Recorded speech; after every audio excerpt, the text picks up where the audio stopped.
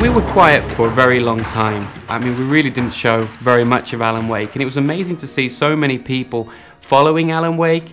And from our heritage, from Max Payne, we had a lot of fans that were consistently checking out what's new on alanwake.com, writing on the boards, and there's a lot of anticipation and expectations out there. I totally understand the perception that it has taken a long time, but we really wanted this game to fulfill its potential and really meet the expectations of all the fans out there.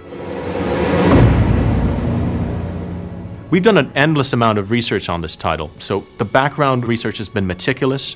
We've looked at things such as ghost towns in the Pacific Northwest, tornado behavior, even the architectural integrity of these buildings. We even have a landscape architect who's worked to make accurate landscapes. And we did several trips to Pacific Northwest with the art team, and myself and lead game designer Mikael, we drove about 2,000 miles around it for a period of almost 2 weeks. We came back with over 40,000 photographs that we are basing the environments and models on. We went to see places like Astoria, where the movie Ring was made, and that's a very typical Pacific Northwest coastal town. Twin Peaks was shot at North Bend, which is not that far from Seattle. We took a lot of reference material from there to get that small town feel and what it really means. The story has fantastic elements, but it has to have its roots deep in reality. What does a light switch in small town in this part of the world look like? And when you have photographs, you have something where you can make art very much more quickly, and it becomes so much more somehow tangible.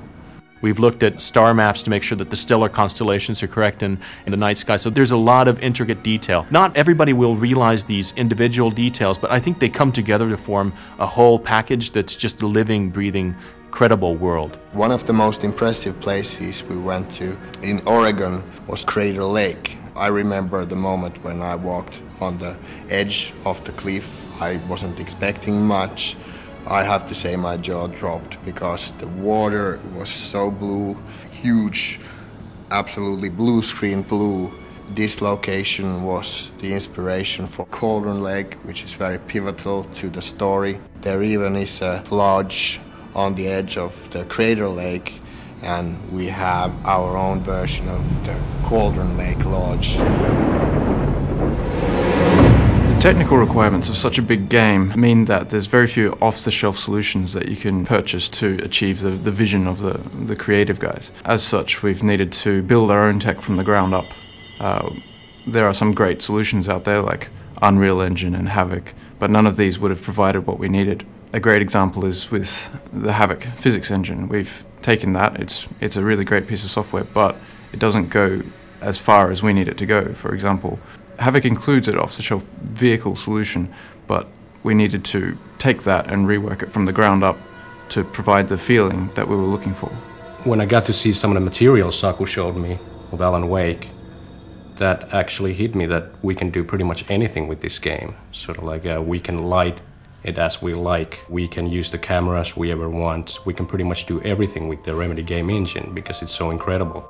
In this game we are working with huge landscapes and environments and really trying to catch the right mood and atmosphere. So we have a really huge game world and we need really good tools to create a nice atmosphere for the scenes and for the game. And we have really good simulation parameters to control daytime, time of the night and moonlight to create a good mood. The tool is really powerful and gives us lots of opportunities to polish the levels really high quality. So it's really easy to use and I can do really effective things with our tool. So for example, I want to create a road to the gold mine here. I just select the police. Let's choose the gravel road. Now there's a road that leads to the gold mine. And also that contains all the foliage, more shrubs and haze and everything. Blends them together really nicely. You don't have to do that much hand work to create a really nice looking road through the forest. Also, it's really easy to create fields or cut down the trees or plant trees. So, for example, we have here a huge forest valley. I want to have a field here, so I just select the area where I want to create that and just let's have a cornfield and maize even there. So now there's some UFO circles and cornfield there. Also you can add assets into the level really easily. And there we have a red pickup truck. And you can place also other prop items really easily. And now we should have a grain silo. The ambience presets allows us to control different kind of weather effects for the scenes.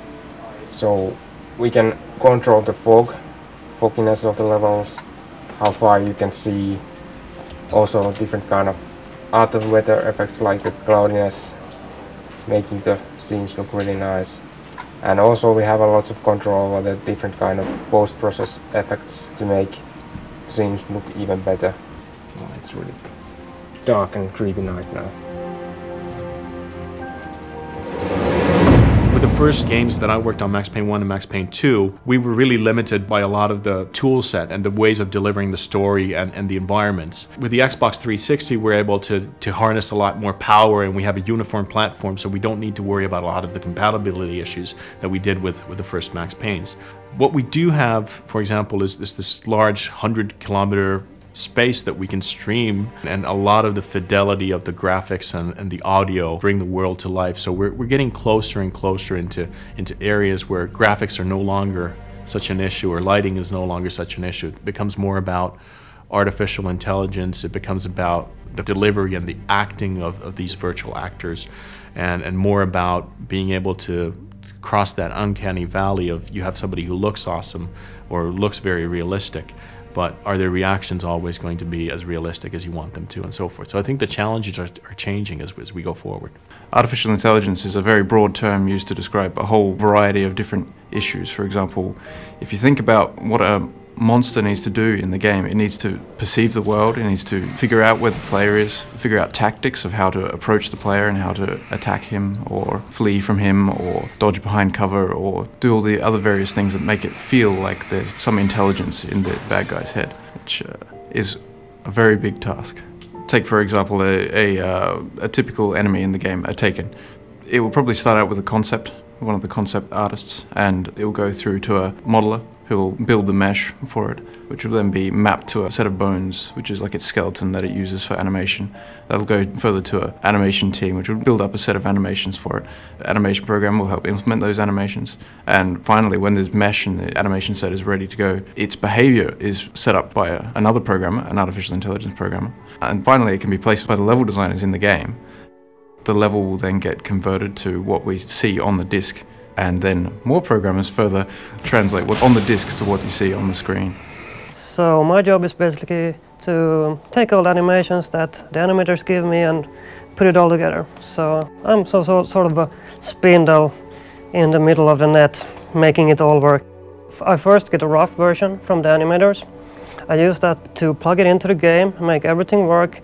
I send it back to the animators, make them a build, and they can continue iterating with that to make it look good. So most of the animation is based off of motion capture, at least for the human, normal characters in the game. We're really trying to capture the fact that they are normal people. For the Taken, there tends to be more of an emphasis on keyframing. It's done off of video reference that we shoot and keyframe based off of that. So it gives a little more of a fantastic sense with the animation, but it's still grounded in reality. A big part of animation is not just creating the animation itself, but seeing how it interacts with the other animations in the game. And the only real way to tell that is by playing the game over and over. But in this kind of arena, we can just jump right in and test the animations right away. We don't have to go forward to the part of the game where this character appears or anything like that. We can just jump right in and look at a character without anything else in the way. As you can see, this is not our in-game lighting. This is just something that makes it easy to see what the characters look like and just focus entirely on the performance. So this is kind of our little animation playground. We can drive our car around or jump on top of things, run upstairs, go to the convenience store. One of the keys to doing good motion captures is a lot of planning, knowing exactly what you're going to do. And you don't really go in and mocap just one or two animations. You try and get a big chunk of them together, know exactly what you're going to go for, and then go in and shoot it. You have somebody directing, somebody operating the mocap, and an actor in the suit giving the actual performance. He's probably kidding, Birch. He's got great sense of humor. Just ask Sinclair.